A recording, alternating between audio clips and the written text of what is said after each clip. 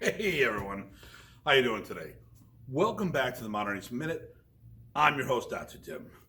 Today's topic, we're going to go over thrusting sets from a front grip and or a back grip. This is part 2 of a Filipino series on are the blade systems overdone in Filipino martial arts. So, but before we get into today's topic, please do me a favor. Subscribe to the channel, like the video, hit that notification button, and feel free to share this video anywhere you feel appropriate. And with no further ado, it's now time for the Modern Arnis Minutes.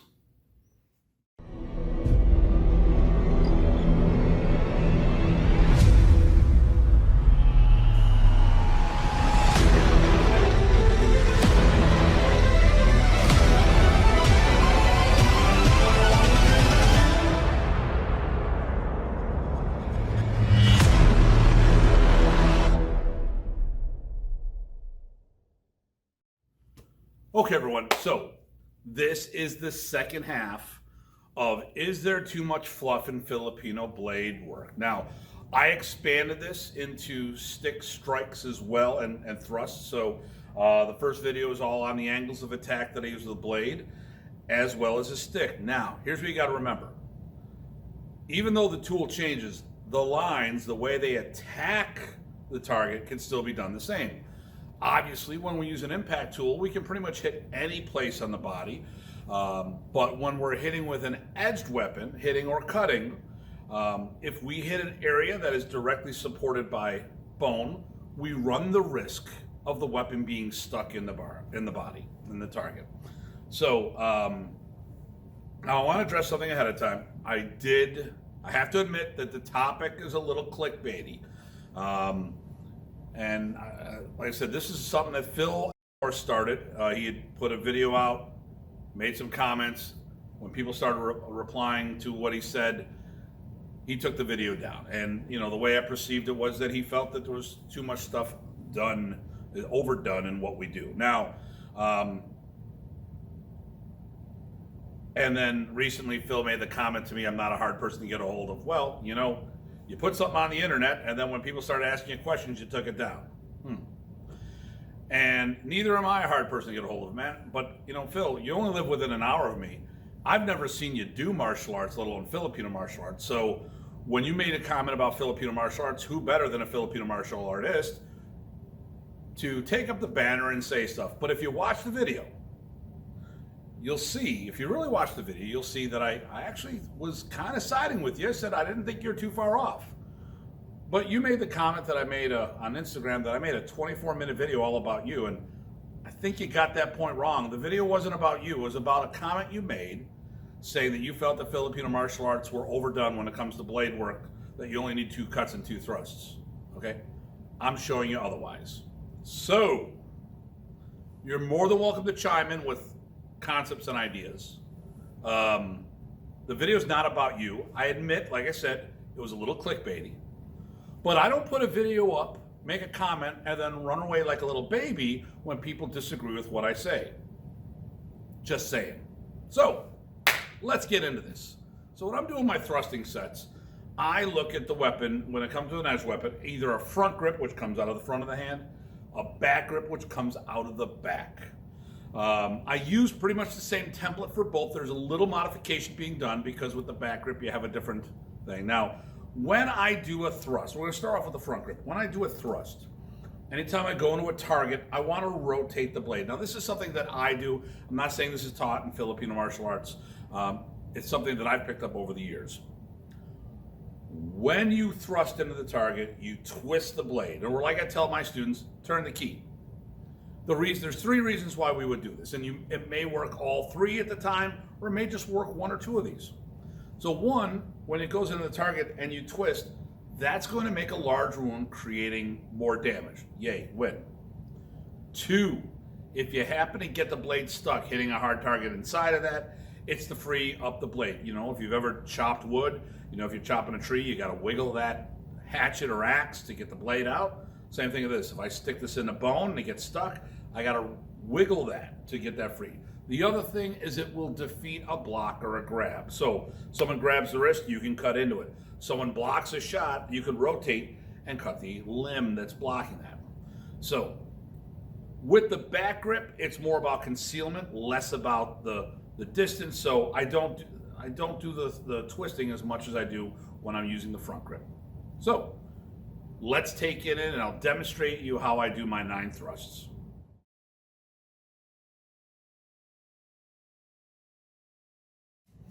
Okay, so I'm not really too concerned about footwork. Footwork a lot of times changes based on the circumstance. I'm just going to teach you the angles of attack that I teach. Now, I like using this blade because it is a single edge and it's easier to illustrate things. We have a double edge and you're talking about certain reference points, people may not get it. But this will work on a single edge or a double edge blade. So, first thing with the front grip, I'm going to stab forward. Now, I'm going to go for a soft tissue area, which could be the belly, the thigh, the throat. Although when you get in the throat area, you do have to worry about the spinal cord and the weapon can get stuck on that. So usually it's more midsection. So I thrust, I rotate, I pull this out. That's one. So it's sharp edge down. Number 2 is sharp edge out and I rotate from here. And 3 is sharp edge in. So down, out, in. That can change the order based on how I twist. If I happen to rotate this way, this would be my next one. But I try to teach in a numerical system for easy to be found. Now, some people don't like these thrusts. Well, when you do them in the air, it may not make as much sense, but if someone's cutting at you and you cut, check here, that palm up thrust has a lot better context versus just saying thrust this way. So, right now I'm not going to get into how we use them all, but just all of the different thrusts. So, once again, I start usually weapon side and front, I thrust, I rotate out, 2, I rotate in, 3, I rotate it back out the first spot. Now, all 3 of those are linear attacks. From here, I'm going to do my circular attacks. I go this way and I rotate. I go this way and I rotate. So these are the hook punches where the first were the front or straight punches. Okay, so once again, 1, 2, 3, 4, 5. Now I step forward here times 6. I thrust, tip down, tip out, up. So what I'm going to do is I'm taking also, not only am I stabbing in, but I'm doing that rotating to free up that blade or even cutting on the way out. So 1, 2, 3, all linear. 4, 5, circular. 6, thrust down, 7, thrust up. 8 and 9 are over the shoulder, similar to the 4 and 5. I find out that when we're sparring, I have overshot the target, people end up behind, or it could even be someone who's watching, you're doing multiple opponents, a spectator or another combatant coming in from another zone that you don't see. Okay, so one more time from the top. So we go 1, 2, 3, 4, 5, 6, 7, 8, and 9. And now we'll take it into the back grip.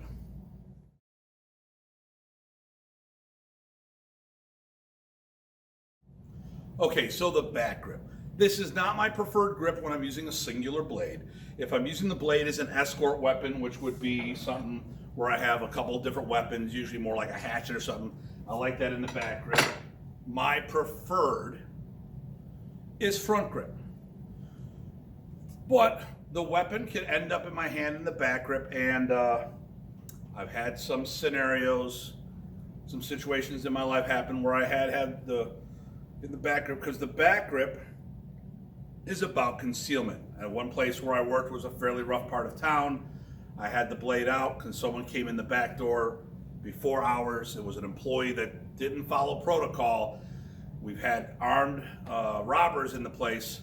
So when I heard someone going around the back room when no one was supposed to be there, I had my knife out and I was getting ready to go for the person, and black clothes, black blade, everything was concealed. Then it turns out it was one of the co-workers. Well, I transitioned to my back grip to conceal the blade. And then after he passed by, I went down an aisle, folded the blade, and put it in my pocket. So for me, the back grip is more about that concealment. I can be in this position. You may not be seeing as much. And who carries knives this big? It's going to be a much smaller blade. Hold on, let me see if I have one here. So, this is the knife I do carry. This is the training version of it. I took a sharp edge and a sharp blade and had the blade ground down.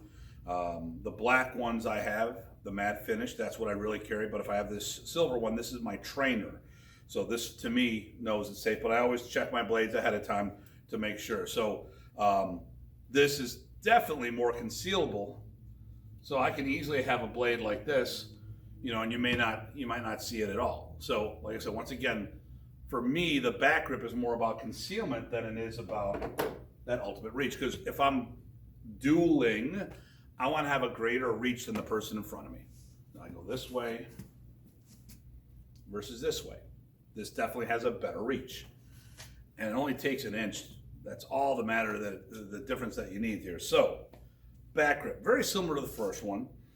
Remember when we transplant a system of martial arts were created in an environment by a certain people. So we're talking Southeast Asia, we're talking warmer climates. When you transplant it to North America, I'm in Buffalo, it's April 1st today. This is not an April Fool's Day joke. It's snowing out there. It's spring's April Fool's Day joke saying, haha, you thought you were done with spring, but we're not done yet. So I've had snow in May during my birthday. So we wear thicker clothing, we wear multiple layers. So the first, and why is that relevant to what I'm about to talk about? The first poke or stab is really more of a hack. So this is a straight punch out. Now it's you're hitting and you hit the body and split that open. Well, with multiple layers of clothing, that's not really gonna do very much. So the first one for me is more about hitting. I strike to get the person to back off, and then I can go into different positions. So one is out, and I conceal. Two, this way. Now, generally, the target for that would be the neck. Three, the inverted version about this. So like the front grip, I did sharp edge out, or sharp edge down, sharp edge out, sharp edge in. I'm doing the similar mindset of tip down, tip out, tip in. Okay, so one, conceal. Two, conceal. Three, conceal.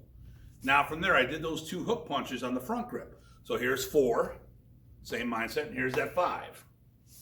And six was that tip down, pop. Now here's where things are gonna change. Seven, I thrust this way. Eight, I come up that way, usually from a grounded position. Nine, someone behind, clearing that path. Where the front grip I had thrusts on both sides, this only has one. So once again, I go tip down, I go tip out, I go tip in. I thrust the side like I did on the other one, thrust the side again. I'm gonna come down again like we did before. Now here's where it's gonna change. I'm gonna come up to the target, stab. Okay, then I go down, I can thrust up from it. Now I wouldn't go down to thrust this, but maybe I'm avoiding a shot, or maybe I'm coming back up. I could be in a kneeling position and coming up and doing that thrust. And then the last one is an opponent from behind. I clear the path for the weapon to travel because my leg's in the way. Okay. And those are your back grip thrusts.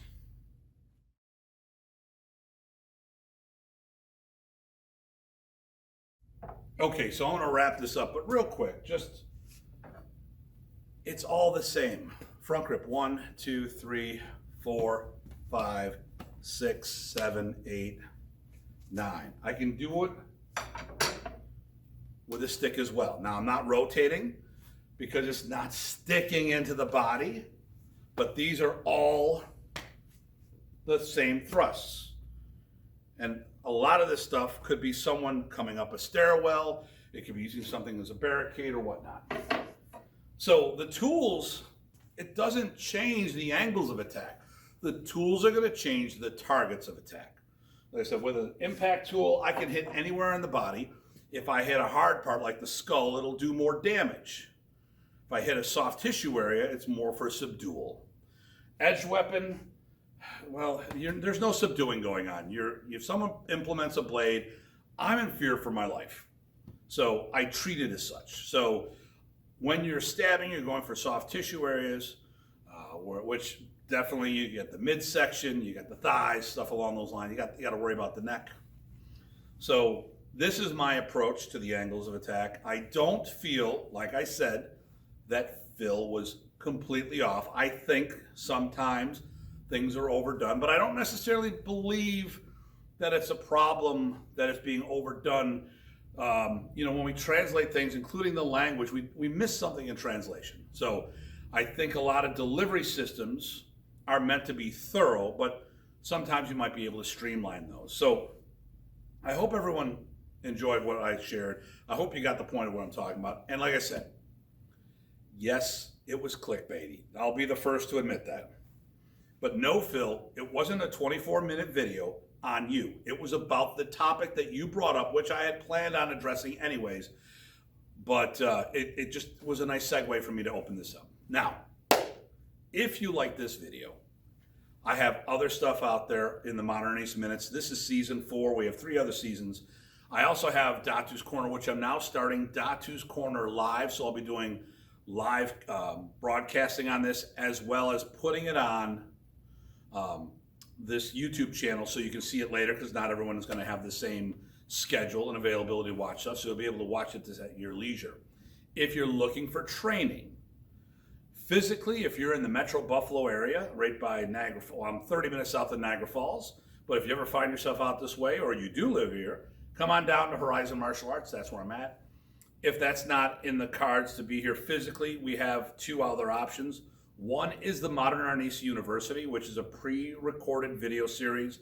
It takes you through the ABCs from white to black belt. You don't have to go for a black belt, but the material's in there and that structure, and it's good material. The other option is our hybrid training program. So our distance learning courses have been working very well. I've had a lot of success. We have people logging in from different parts of the world. So I have students that are logging into my regular classes. So this is the TV, this is the school. So they log in here, the camera's up there, and they watch me teach a class. I've got the screen up so I can see what they're doing. They can ask questions, and they can also watch how people are doing it in the class so they can gauge different levels of expertise. Don't look to see how I do it. Look how everyone else is doing it. I've been doing this for 30 plus years, so trying to match a beginner skill set to what I'm doing is going to be a little different. So we do have those options. By all means, feel free to reach out to me. I'll have some links below that you can check into some of the stuff. But I can always, you can always reach out to me directly, datutim@gmail.com. So, as usual, everyone, please stay safe and stay sane. Thank you for tuning in. And those were the Modern Arnis Minutes.